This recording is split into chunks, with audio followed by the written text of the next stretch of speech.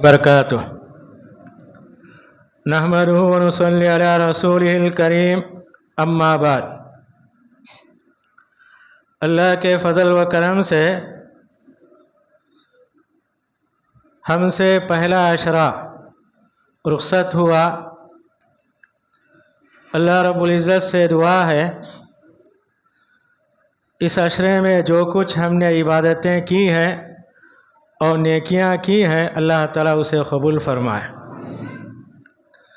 आने वाले अशरों में इखलास के साथ इबादतें और नेक आमाल करने की तौफ़ीक़ अता फरमाए। आज की तरावी में 11वां पारा या तज़िरून इलैकुम, जिसमें सूरह तौबा की 30-25 आयतें, सूरह यूनुस की 109 आयतें, सूरह हूद की 5 आयतें, मुकम्मल 150 आयतों की तिलावत हुई। अल्लाह रब्बुल इज़्ज़त से दुआ है कि आज की तिलावत को और उसके सुनने को कबूल फरमाए और हमारे गुनाहों को माफ़ फरमाए। पारे के इब्तिदा में बताया गया नबी करीम सल्लल्लाहु अलैहि वसल्लम जंग तबूक से वापस होकर मस्जिद नबवी में तशरीफ़ लाए।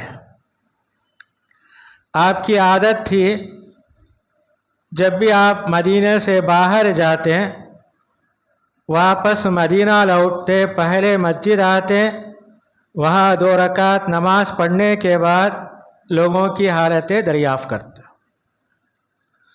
तबूक से वापस आए, मस्जिद में आपने नमाज पढ़ने के बाद क़ियाम किया। मुनाफिकीन आपके पास आए जो आपके साथ तबूक में नहीं गए थे। तकरीबन 80 मुनाफिकीन आए। उन्होंने कहा हम इसलिए नहीं आए कि हमें यह काम था, हमारी ये मजबूरी थी। तो नबी करीम सल्लल्लाहु अलैहि वसल्लम ने कहा जाओ। तो पहली आयत के अंदर अल्लाह ताला यही कहते हैं, या तज़िरून इलैकुम इज़ा रजातुम इलै। ये लोग आपके पास उज़ूर पेश करेंगे जब आप उनकी तरफ लौट के जाते हैं। तो अल्लाह ताला ने कहा उनसे कह दो, अल्लाह ताला तुम्हारी हालतें हमको बता दिया। जो तुम उज़ूर पेश करते हो ये तुम्हारा बनावटी उज़ूर है, हकीकत क्या अल्लाह ताला हमको बता दिया। उसके बाद अल्लाह ताला ने मुनाफिकों के बारे में बताया ये लोग कैसे होते हैं। ख़ासकर मदीने के अतराफ गाँव के रहने वाले मुनाफिक काफिर अपने कुफर पर और अपने निफाक पर बड़े अड़े हुए होते हैं। और अल्लाह ताला उसकी वजह ये बयान करते हैं, ये लोग क्या है, नबी करीम सल्लल्लाहु अलैहि वसल्लम से, सहाबा से दूर रहने की वजह से इनके निफाक के अंदर, इनके कुफर के अंदर सख्ती है। और अल्लाह ताला ने इनकी 2 किस्में बताई। चंद मुनाफिकीन ऐसे हैं जो मुसलमानों को तकलीफ पहुँचती खुश हो जाते, और अल्लाह ताला ने उन्हें सदका व ज़कात देने का हुक्म दिया, अपने ऊपर उसे टैक्स समझते हैं। और बाद मुनाफिकीन ऐसे हैं जिनका ईमान अल्लाह पर और आखिरत के दिन पर है, वह अल्लाह के रास्ते में खर्च करते हैं। उनका अकीदा ये होता है कि उनका माल पाक हो जाए, अल्लाह से नज़दीकी हासिल हो, नबी करीम सल्लल्लाहु अलैहि वसल्लम की दुआएं उनको हासिल हो। मगर अक्सर मुनाफिकीन की यही आदत थी, मुसलमानों को तकलीफ़ देना, मुसलमानों पर मुसीबतें आना। उनका हमेशा यही रुझान था कि मुसलमान हमेशा किसी न किसी तकलीफ़ के अंदर मुब्तला रहे। हज़रत ज़ैद बिन सौन जंग निहावन यानी ईरान में जंग हुई, हज़रत उमर रज़ी अल्लाह ताला अन्हु के दौर में उनका बायां हाथ जंग में कट हो गया। وہ اپنے درس کے دوران لوگوں کو بتا رہے تھے میں جنگ نہاون میں شریک ہوا، دشمنوں نے میرے ہاتھ کو کاٹ دیا۔ ایک گاؤں کا رہنے والا منافق اس بات کو سنا، اس نے کہا تمہارے زبان سے جو بات نکلی ہم کو پسند آئی، مگر تمہارا جو ہاتھ کٹا ہے اس کے بارے میں مجھے شک ہے۔ مجھے یہ معلوم نہیں کہ آپ کا ہاتھ چوری کے الزام میں کٹا یا میدان جنگ میں کٹا، جبکہ انہوں نے کہا میرا ہاتھ کیا ہے میدان جنگ میں کٹا۔ جو منافق بیٹھا ہوا تھا ان کی توہین کرنے کے لیے اس نے یہ کہا تمہارے ہاتھ کے بارے میں مجھے شک ہے کہ تمہارا ہاتھ کیا ہے چوری کے الزام میں کٹا یا میدان جنگ میں کٹا۔ یہ منافقوں کی یہی عادت تھی۔ اس کے بعد اللہ تعالیٰ نے انصار مہاجروں کی تعریف بیان کی۔ سب سے پہلے ایمان لانے والے مکے والے، یہی ہجرت کر کے مدینہ گئے، مدینہ کے رہنے والے انصار یہ دوسرے نمبر پر ہیں۔ اللہ تعالیٰ نے کہا والسابقون الاولون من المہاجرین والانصار، ایمان میں سب سے آگے مہاجر اور انصار۔ اور تیسرے نمبر پر اللہ تعالیٰ نے کہا والذین اتبعوا باحسان، اور قیامت تک آنے والے ان لوگوں کی پیروی کرنے والے اخلاص کے ساتھ۔ یہ بتایا گیا انصار مہاجر کا درجہ اونچا ہے، ان کے بارے میں غلط یا گالیاں نہیں دینا، اللہ کے قریبی بندے ہیں، اور قیامت تک جو بھی احسان کے ساتھ ان کی پیروی کرے گا تو اللہ تعالیٰ کہتے ہیں کہ اللہ تعالیٰ ان سے راضی ہو گیا، وہ اللہ سے راضی ہو گئے، اور اللہ تعالیٰ ان کے لیے ایسی جنتیں تیار کر رکھا ہے جس کے نیچے نہریں بہتی ہیں۔ یہ بڑی کامیابی ہے۔ اس کے بعد اللہ تعالیٰ نے یہ بتایا چند لوگ ایسے ہوتے ہیں جو اپنے گناہوں کا اعتراف کرتے ہیں اور اس کے ساتھ ساتھ نیک عمل کبھی کبھی برے اعمال کرتے ہیں، تو اللہ تعالیٰ نے کہا اگر یہ توبہ کرتے ہیں اللہ تعالیٰ ان کے گناہوں کو معاف کر دیتا ہے۔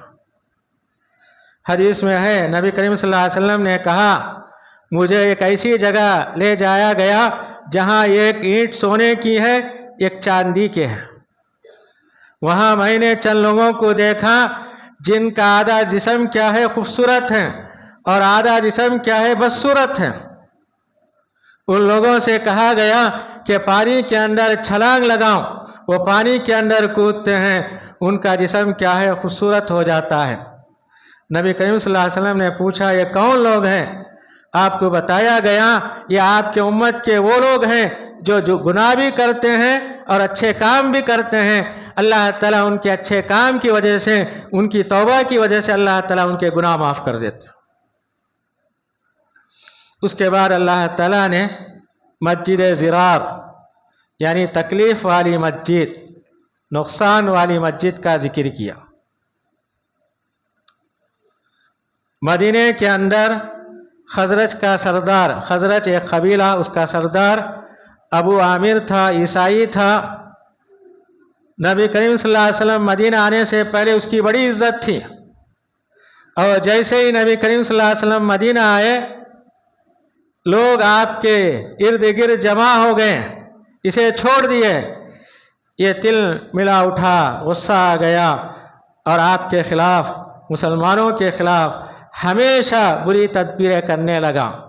جنگ بدر کے موقع پر کافروں کا ساتھ دیا، جنگ احد کے اندر اس نے احد کے میدان میں گڑھے کھودے، ایک گڑھا ایسا بھی تھا جس میں نبی کریم صلی اللہ علیہ وسلم گر گئے، اور یہی روم کے پاس جا کر مدینے والوں کو خط لکھتا ہے کہ تم ایک مسجد کی بنیاد ڈالو، تعمیر کرو، وہاں بیٹھ کر ہم مسلمانوں کے خلاف تدبیریں منصوبے بنائیں گے، وہاں ہتھیار جمع کریں گے، میں ایران یعنی عراق یعنی روم سے فوج لاؤں گا، مل کر ہم کیا مسلمانوں پر حملہ کریں گے۔ اس نے مسجد بنائی۔ مسجد بنانے کے بعد ان لوگوں نے نبی کریم صلی اللہ علیہ وسلم سے کہا کہ آئیے مسجد کے اندر 2 رکعت نماز پڑھ کے مسجد کا افتتاح کیجیے۔ ان لوگوں نے کہا یہ مسجد ہم نے اس لیے بنائی، یہاں کے رہنے والے چند کمزور لوگ ہیں، بوڑھے لوگ ہیں، رات میں سردی میں بارش میں نہیں آ سکتے، ان کا خیال کرتے ہوئے ہم نے مسجد بنائی۔ نبی کریم صلی اللہ علیہ وسلم نے کہا میں تبوک کے لیے جا رہا ہوں، آنے کے بعد میں مسجد کے اندر نماز پڑھوں گا۔ یہ کہہ کر آپ جنگ تبوک کے لیے نکل گئے۔ تبوک کے مقام پر پہنچے، جنگ نہیں ہوئی، نبی کریم صلی اللہ علیہ وسلم مدینہ واپس آئے۔ 1 دن کا وقفہ رہتا ہے۔ اللہ تعالیٰ نے جبرائیل کے ذریعے بتایا وہ مسجد نہیں ہے بلکہ کیا ہے؟ تکلیف والی مسجد، نقصان والی مسجد ہے۔ ان کا مقصد کیا ہے؟ تفریقا بین المؤمنین، مومنوں کے درمیان فرقہ ڈالنا، تفرقہ پیدا کرنا، وَإِرْصَادًا لِمَنْ حَارَبَ اللَّهَ وَرَسُولَهُ، اس مسجد کے اندر ایسے لوگوں کو جمع کرنا جو اللہ اور اس کے رسول کے دشمن ہیں۔ اور اللہ تعالیٰ کہتے ہیں، یہ قسم کھا کر کہیں گے ہم نے مسجد بھلائی کے لیے بنائی، اللہ تعالیٰ کہتے ہیں وہ جھوٹے ہیں۔ اور اللہ تعالیٰ نے آپ سے کہا لا تقوم فیہ ابدا، اس مسجد میں آپ قیام مت کیجیے۔ تو نبی کریم صلی اللہ علیہ وسلم نے چند لوگوں کو بھیجا کہ مدینہ جا کر اس مسجد کو گرا دیں، مسجد گرا دی گئی۔ اس کے بعد اللہ تعالیٰ نے مسجد قباء کا ذکر کیا۔ اللہ تعالیٰ اس مسجد کی تعریف بیان کرتے ہوئے کہتے ہیں اس مسجد کی بنیاد پہلے دن سے تقوی کی بنیاد پر رکھی گئی، اور اللہ تعالیٰ کہتے ہیں یہاں آپ قیام کیجئے، یہاں عبادت کیجئے۔ نبی کریم صلی اللہ علیہ وسلم نے کہا جو کوئی مسجد قباء کے اندر 2 رکعت نماز پڑھتا ہے اللہ تعالیٰ اسے عمرے کا ثواب دیتے ہیں۔ نبی کریم صلی اللہ علیہ وسلم کی عادت تھی کہ آپ کبھی پیدل کبھی سواری کے اوپر بیٹھ کر مسجد قباء جاتے، 2 رکعت نماز پڑھتے تھے۔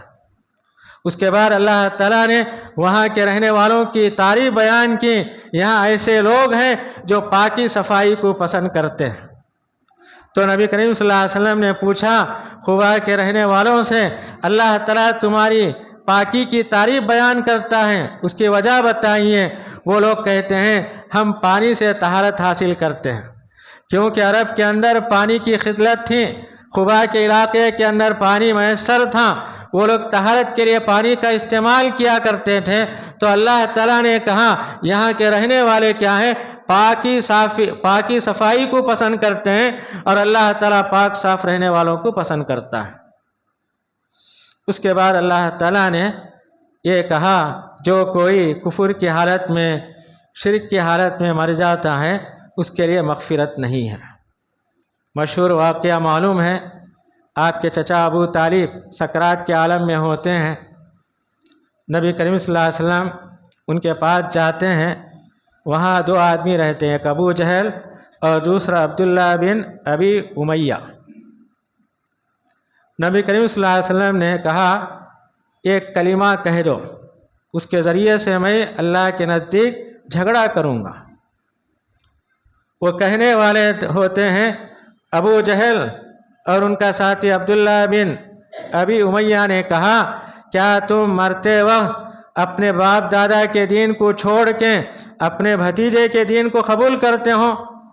یہ سننا تھا، پیچھے ہٹ جاتے ہیں اور کہتے ہیں کہ میں اپنے باپ دادا کے دین پر مرتا ہوں۔ اسی پر موت ہو گئی۔ نبی کریم صلی اللہ علیہ وسلم کو افسوس ہوا۔ آپ نے کہا میں ضرور ان کے لیے مغفرت کی دعا کروں گا جب تک اللہ تعالیٰ مجھے نہ روکے۔ تو اللہ تعالیٰ نے بتایا ان کے لیے مغفرت جائز نہیں ہے کیونکہ ان کی موت شرک پر ہوئی۔ اور اللہ تعالیٰ نے اس آیت کے اندر کہا ما کان للنبی والذین آمنوا ان یستغفروا للمشرکین ولو کانوا اولی قربا، کسی نبی کے لیے اور مومنوں کے لیے جائز نہیں کہ وہ مشرکوں کے لیے مغفرت کی دعا کرے اگرچہ کہ ان کے رشتہ دار کیوں نہ ہوں۔ جبکہ ان کے سامنے معلوم ہو گیا یہ کیا ہے؟ جہنم والے ہیں۔ جب نبی کریم صلی اللہ علیہ وسلم کو معلوم ہوا تو آپ نے مغفرت کی دعا کرنا چھوڑ دی۔ پھر اللہ تعالیٰ نے بتایا تمہارے سامنے ابراہیم علیہ السلام کا نمونہ ہے، انہوں نے بھی اپنے والد کے لیے مغفرت کی دعا کی، اس لیے دعا کی کہ اپنے وطن کو چھوڑتے ہوئے انہوں نے یہ کہا، اے میرے ابا، میں آپ کے لیے مغفرت کی دعا کروں گا۔ اللہ تعالیٰ نے کہا کہ آپ کا باپ مشرک ہے، اس کے لیے آپ کیسے مغفرت کی دعا کرتے ہوں؟ فَلَمَّا تَبَيَّنَ لَهُ أَنَّهُ عَدُوٌّ لِلَّهِ، جب ابراہیم علیہ السلام کو معلوم ہو گیا کہ ان کا باپ اللہ کا دشمن ہے، تو ابراہیم علیہ السلام نے برات کا اعلان کر دیا۔ اس کے بعد اللہ تعالیٰ نے جنگ تبوک کے اندر 3 صحابہ میدان جنگ سے پیچھے رہ گئے تھے، اللہ تعالیٰ نے ان کا ذکر کیا۔ 3 صحابہ کعب بن مالک، ہلال بن امیہ، مرارہ بن ربیع۔ یہ تینوں صحابہ صحت مند تھے، قوت والے تھے، دولت والے تھے، سستی کی وجہ سے آپ کے ساتھ نہیں گیا۔ نبی کریم صلی اللہ علیہ وسلم نکلے، انہوں نے خیال کیا ہمارے پاس تیز سواری ہے، نبی کریم صلی اللہ علیہ وسلم وہاں پہنچ جاتے ہیں، ہم گھوڑے پر تیزی سے پہنچ جائیں گے، یہ خیال کر کے ایسا ویسا کر کے پیچھے رہ گئے۔ نبی کریم صلی اللہ علیہ وسلم جب مدینہ تشریف لائے، حضرت کعب مسجد تشریف لے گئے، نبی کریم صلی اللہ علیہ وسلم نے کہا کیسے ہو؟ انہوں نے کہا ٹھیک ہوں۔ انہوں نے صحیح بول دیا، میں سستی کی وجہ سے جنگ میں نہیں آ سکا۔ وہ کہتے ہیں میں جھوٹ کہہ سکتا تھا، جیسا 80 منافقین نے آ کر کہا مجھے ایسا تھا ویسا تھا اس وجہ سے میں نہیں آیا۔ نبی کریم صلی اللہ علیہ وسلم نے کہا جاؤ، میں کہہ سکتا تھا مگر میرا دل گوارا نہیں کیا، ہو سکتا ہے کل آسمان سے وہی آ جائے میرے بارے میں، وہی میں یہ بتایا گیا یہ جھوٹا ہے، اس وجہ سے میں نے کچھ نہیں کہا، میں جو کچھ تھا صحیح بتا دیا۔ تو نبی کریم صلی اللہ علیہ وسلم نے کہا تم نے سچ کہا، جاؤ اللہ تعالیٰ تمہارے درمیان فیصلہ کرے۔ وہ مسجد سے باہر نکلے، لوگوں سے پوچھے کیا میرے علاوہ کوئی سچ بولے؟ لوگوں نے بتایا تمہارے ساتھ اور بھی 2 لوگ ہیں، ہلال بن امیہ، مرارہ بن ربیع۔ تو نبی کریم صلی اللہ علیہ وسلم نے ان کے بارے میں کیا کہا؟ ان لوگوں نے کہا یہی کہا کہ اللہ تعالیٰ تمہارے درمیان فیصلہ کرے گا۔ حضرت کعب کہتے ہیں نبی کریم صلی اللہ علیہ وسلم نے تمام لوگوں سے کہا ان 3 آدمیوں سے بات نہ کریں۔ مدینے کا کوئی بھی آدمی ان سے بات نہیں کرتا تھا۔ حضرت کعب کہتے ہیں جب مسجد کو آتا، نبی کریم صلی اللہ علیہ وسلم بیٹھے ہوئے ہوتے، میں زور سے سلام کرتا مگر جواب نہیں دیتے۔ میں نماز کے واسطے کھڑا ہو جاتا، نماز میں دیکھتا کہ آپ کے ہونٹ ہلے یا نہیں۔ حضرت کعب کہتے ہیں نماز میں نبی کریم صلی اللہ علیہ وسلم میرے سلام کا جواب دیتے تھے۔ یہی حالت تھی 40 دنوں تک نبی کریم صلی اللہ علیہ وسلم، مدینے کا کوئی آدمی، نہ ان کے گھر والے رشتہ دار، ان تینوں سے کوئی بات کرنے والے نہیں تھے۔ 40 دن کے بعد نبی کریم صلی اللہ علیہ وسلم نے حکم دیا کہ ان کی بیویاں ان سے الگ ہو جائیں۔ الگ ہو گئی۔ 50 دن کے بعد حضرت کعب کہتے ہیں میں فجر کی نماز پڑھ کے اپنے گھر کی چھت کے اوپر بیٹھا ہوا تھا، ایک پکارنے والا پکارتے ہوئے کہا اے کعب خوش ہو جاؤ، اللہ تعالیٰ تمہاری توبہ قبول کر لیا۔ حضرت کعب کہتے ہیں میرے جسم پہ جو کپڑا تھا نکال کے اسے تحفے میں دے دیا، دوسرے کے کپڑے پہن کے میں نبی کریم صلی اللہ علیہ وسلم کے پاس آیا۔ نبی کریم صلی اللہ علیہ وسلم نے کہا اللہ تعالیٰ تمہاری توبہ قبول کی۔ حضرت کعب کہتے ہیں میں سچ کہنے کی وجہ سے اللہ تعالیٰ مجھے نجات دلائی۔ میں نے جو سستی کی اس کو نبی کریم صلی اللہ علیہ وسلم کے سامنے بیان کیا تو اللہ تعالیٰ نے میری سچائی کو قبول کر کے میری توبہ کو اللہ تعالیٰ نے قبول کیا۔ تو اللہ تعالیٰ یہی کہتے ہیں یا ایھا الذین آمنوا اتقوا اللہ وکونوا مع الصادقین، اے ایمان والو تم اللہ سے ڈرو، ہمیشہ سچوں کے ساتھ تمہارا ساتھ ہونا چاہیے۔ اس کے بعد والی سورت سورہ یونس ہے۔ ابتدائی آیتوں میں اللہ تعالیٰ نے قرآن کی عظمت کا ذکر کرتے ہوئے کہتے ہیں قرآن ایسی کتاب ہے، حکمت والی کتاب۔ اس کی آیتیں پڑھی ہے، ہر آیت کے اندر حکمت تم کو نظر آئے گی۔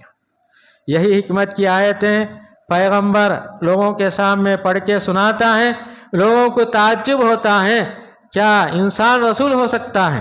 تو اللہ نے کہا انسان ہی رسول ہو سکتا ہے، کیونکہ انسان کے لیے انسانی رسول ہونا چاہیے، کوئی اور مخلوق رسول نہیں ہو سکتا۔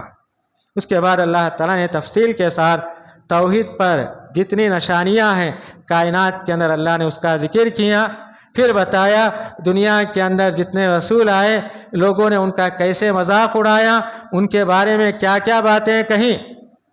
پھر اللہ تعالیٰ نے تفصیل کے ساتھ قیامت کا ذکر کیا، قیامت کا انجام کیسے ہوتا ہے، قیامت کی ہولناکیاں کیسی ہوتی ہیں، اس سورے کے اندر تفصیل کے ساتھ بتایا گیا۔ پھر اللہ تعالیٰ کہتے ہیں انسان کی ایک عادت ہے، بھلائی کے لیے دعا کرتا ہے، وہی پریشانی میں مصیبت پر بدعا کرتا ہے۔ اللہ تعالیٰ کہتے ہیں میری مہربانی ہے، جس طرح میں اپنے بندوں کی دعا بھلائی کے موقع پر قبول کرتا ہوں، بدعا کے وقت قبول نہیں کرتا۔ یہ اللہ کی مہربانی ہے۔ اگر اللہ تعالیٰ قبول کر لیں، جو مصیبت کے لیے دعا کرتا ہے وہی مصیبت اس کے لیے فوراً آ جاتی۔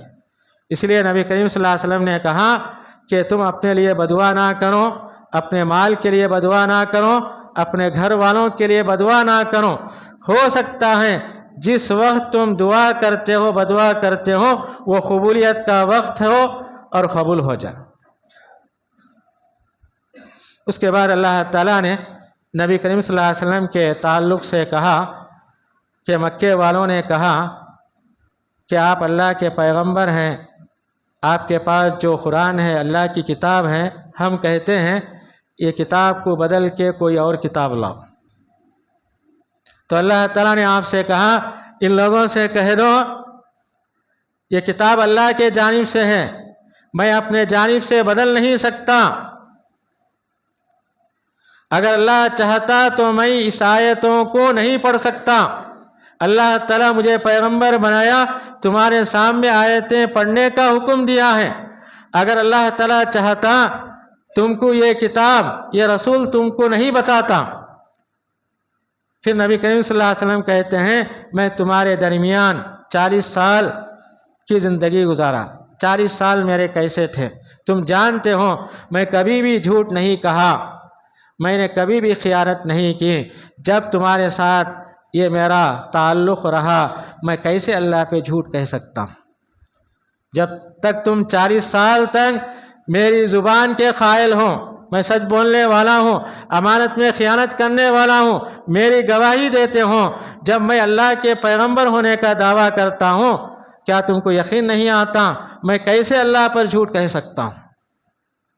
اس کے بعد اللہ تعالیٰ نے دنیا کی مثال بیان کی، دنیا کی زندگی کیا ہے، بارش کے پانی کے مانند ہے، آسمان سے بارش ہوتی ہے، زمین پر اس کا اثر ہوتا ہے، زمین سے ہریالی پودے نباتات اگتے ہیں، ایک وقت آتا ہے فصل تیار ہوتی ہے، کسان یہ خیال کرتا ہے اب کاٹنے کا وقت ہے، اچانک رات اور دن میں اللہ کا عذاب ہوتا ہے، کھیتی زمین کے برابر ہو جاتی ہے۔ تو اللہ تعالیٰ کہتے ہیں یہ دنیا کیا ہے، تمہیں امید دلاتی ہیں یہ چیز میرے ہاتھ میں آنے والی ہے، اچانک کیا ہے تمہارے ہاتھ سے دور ہو جاتی ہے۔ یہ دنیا کیا ہے، کسی کے ساتھ وفاداری نہیں کر سکتی، پیغمبروں کو بھی دنیا وفا نہیں کی، ہمارے ساتھ بھی وفا نہیں کر سکتی۔ اس کے بعد اللہ تعالیٰ نے 3 سوال لوگوں سے کرتے ہیں اور اللہ نے بھی اس کا جواب دیا۔ تم کو کون آسمان سے زمین سے روزی دیتا ہے؟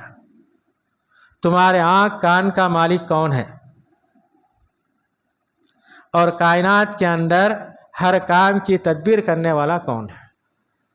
انسان کے جسم میں آنکھ کان اصل ہیں، روشنی دینے والا، یہ سننے کی طاقت دینے والا کون ہے؟ تو اللہ تعالیٰ کہتے ہیں اس کا جواب یہی آئے گا اللہ۔ دوسرا سوال اللہ تعالیٰ یہ کرتے ہیں کیا تمہارے کوئی شریک ہیں جو کسی مخلوق کو پہلی بار پیدا کیے پھر موت دینے کے بعد دوبارہ پیدا کر سکتے ہیں؟ تو اللہ تعالیٰ کہتے ہیں تمہاری زبان سے یہی جواب آئے گا اللہ۔ تیسرا سوال یہ ہے تمہارے کوئی شریک ہے جو تم کو سیدھے راستے کی ہدایت دیتے ہوں؟ اللہ کے سوا کوئی سیدھے راستے کی ہدایت دینے والا ہے؟ ہر آدمی اس بات کا اقرار کرتا ہے ہدایت اللہ کے ہاتھ میں ہے، جب تک وہ ہدایت نہ دے کوئی ہدایت پر قائم نہیں رہ سکتا۔ اس کے بعد اللہ تعالیٰ نے موسیٰ علیہ السلام کی بدعا کا ذکر کیا۔ جب فرعون موسیٰ علیہ السلام پر، بنی اسرائیل پر مصیبتیں، تکلیفیں زیادہ دینا شروع کر دیا، موسیٰ علیہ السلام نے اللہ کے سامنے بدعا کی، اے اللہ تعالیٰ ان کے مال کو برباد کر دے، ان کے دل کو سخت کر دے، تیرا عذاب دیکھنے کے بعد ایمان لائے۔ یہ بدعا کے بعد اللہ تعالیٰ نے فرعون جب ڈوب رہا تھا اس کی کیا حالت تھی اللہ تعالیٰ نے ذکر کیا، حتی اذا ادرکہ الغرق، یہاں تک کہ فرعون ڈوبنے لگا، اس نے کہا آمنت انہ لا الہ الا الذی آمنت بہ بنو اسرائیل وانا من المسلمین۔ فرعون جب ڈوب رہا تھا، موت کے فرشتے آ گئے، اللہ کا عذاب دیکھا، اس نے کہا اللہ کے سوا کوئی معبود نہیں، میں اس ذات پر ایمان لاتا ہوں جس پر بنی اسرائیل ایمان لائے اور میں مسلمانوں میں سے ہوں۔ ترمذی ابو داؤد کی روایت ہے، جبرائیل علیہ السلام نے نبی کریم صلی اللہ علیہ وسلم سے کہا، جب فرعون نے یہ جملہ کہا اللہ کے سوا کوئی معبود نہیں، اس ذات پر ایمان لاتا ہوں جس پر بنی اسرائیل ایمان لائے، میں مسلمانوں میں سے ہوں، میں مٹی اٹھا کر اس کے منہ میں ڈالنے لگا، کہیں اللہ پر رحم آ کے اللہ تعالیٰ اس کی توبہ قبول نہ کرے۔ جب اس نے ایمان کا اقرار کیا، اس سے کہا گیا آن اب ایمان لانے کا وقت ہے، وقد عصیت قبل، اس سے پہلے تو نے اللہ کی نافرمانی کی،